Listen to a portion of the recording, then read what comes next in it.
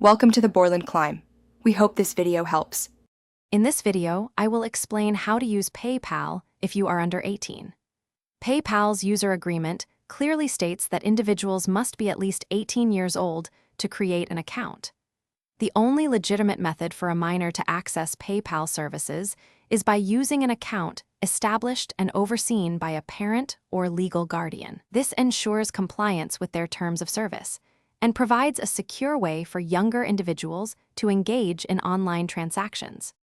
To get started, your parent or legal guardian will need to set up a standard PayPal account using their own personal information. They'll link this account to a verified bank account or a credit card, which is essential for sending and receiving money. It's crucial to remember that the guardian retains complete control and is fully responsible for every transaction made through this account, ensuring financial oversight.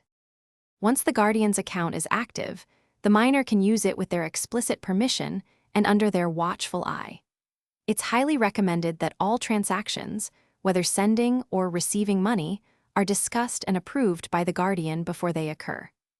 This approach not only facilitates online payments, but also serves as an excellent opportunity to teach valuable lessons about financial responsibility and safe online conduct.